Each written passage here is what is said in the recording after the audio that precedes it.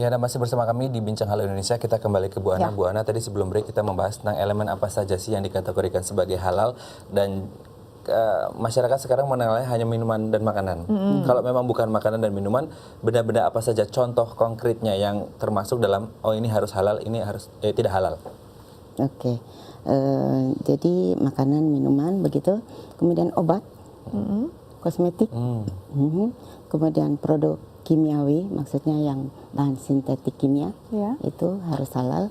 Kemudian produk biologi, contohnya vaksin, kemudian produk rekayasa genetika, misalnya insulin, itu menggunakan mikroba, kemudian juga barang gunaan.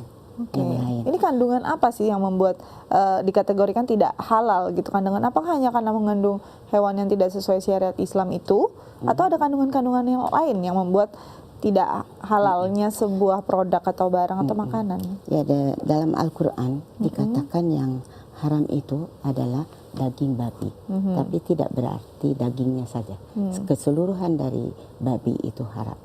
Ya, kemudian hewan yang disembelih menyebut nama selain Allah. Kemudian yang bangkai, kecuali bangkai ikan. Kemudian darah. Itu, dan ada homer.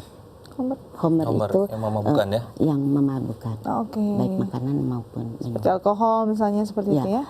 Homer itu komponen terbesar, contohnya adalah minuman beralkohol. Jadi dalam minuman beralkohol, komponen terbesar setelah air adalah alkohol, etanol. Tapi selain etanol, ada juga senyawa lain yang punya fungsi yang sama seperti etanol, yang bisa menyebabkan mabuk, dan kalau kebanyakan ya bisa saja stroke atau meninggal. Kalau kita berbincang katakanlah contohnya minuman nih, jadi kayak ada minuman yang kemudian banyak mengandung seperti tadi Bu Ana bilang, ada mengandung khamar, entah rum atau ciwi dan lain sebagainya.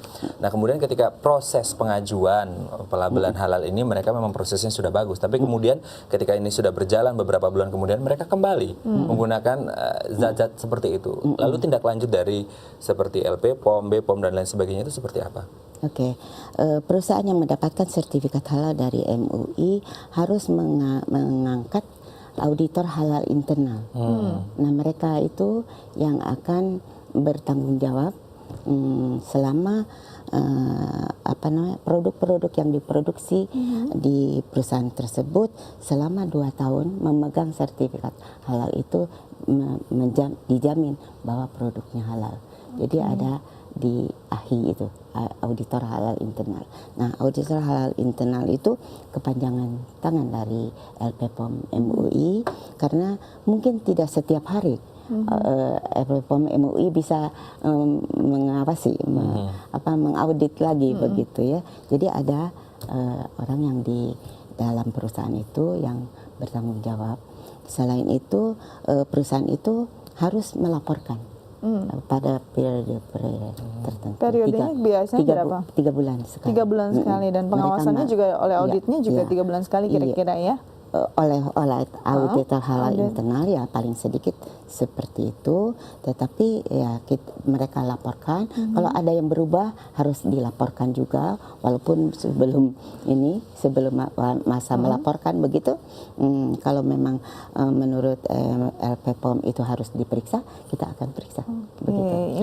Ini permasalahannya mungkin kalau prosedur secara internal masyarakat tidak transparan, tidak terbuka, dan ini masalah kehalalan suatu produk memang masih jadi awam ya untuk masyarakat. Nah, mungkin pameran-pameran produk halal bisa membantu seperti tayangan berikut ini. Tidak hanya produk makanan dan minuman yang perlu diperhatikan kehalalannya, barang yang digunakan dalam kehidupan sehari-hari juga harus terjamin kehalalannya. Berbagai cara dilakukan untuk mensosialisasikan pentingnya label halal pada berbagai produk. Salah satunya melalui sebuah pameran. Produk yang dikategorikan halal dan non-halal tentu harus sesuai dengan syariat Islam yang telah disetujui melalui fatwa Majelis Ulama Indonesia. label halal ini sangat identik dengan produk makanan dan minuman. Namun selain itu, produk barang gunaan juga bisa dikategorikan non-halal apabila sebagian produk dibuat dari bahan-bahan yang diharamkan dalam syariat Islam. Seperti halnya mangkuk porselin. Mangkuk ini memiliki daya tahan panas yang sangat tinggi, di mana keistimewaan tersebut merupakan kelebihan dari penggunaan tulang salah satu binatang yang diharamkan. Selain mangkuk porselin, penggunaan bahan dasar kulit binatang yang dilarang terdapat pada tas, ikat pinggang, dan sepatu. Ciri-ciri yang bisa diperhatikan dengan teliti yaitu dengan adanya pola 3 titik kecil di setiap permukaan dalam kulit pada tas.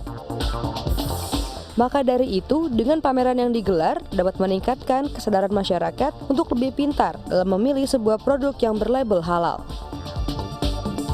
Baik, tadi kita lihat ya ada piring porselin juga ya, ini dari tulang. Ada campuran tulang. Ada campuran tulang nih. Tapi kan masalahnya ini jarang sebenarnya, atau mungkin kita yang kurang paham ya. Jarang sekali kita lihat barang-barang ada label halal. Dan apalagi kalau sudah terbeli, mungkin kita khawatir jangan-jangan barang-barang di rumah kita juga tidak halal gitu. Iya. Bagaimana sih bisa mengindikasi tanpa label?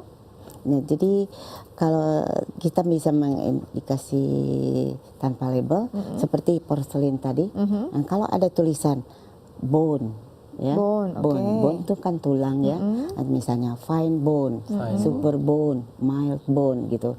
Itu perusahaan porselin itu sering-sering menuliskan itu. Jadi sebenarnya produsen pun sudah memberikan. Jadi walaupun tidak ada label halal, ya kan, mungkin tidak akan ada. Nah, kan kita tahu bahwa ada tulang itu, hindarkan saja. Jadi itu yang perlu dihindarkan ya. Betul sekali. Nah, terkait pelabelan halal ini, Bu, entah itu makanan atau bukan makanan, kemudian kita mengetahui bahwasanya ada beberapa pihak yang berkoordinasi di sini ya. Ada LP POM MUI, kemudian ada BPOM RI. Nah, kemudian menjadi pertanyaannya adalah seperti apa job desk masing-masing dari kedua lembaga ini untuk kemudian menetapkan label halal.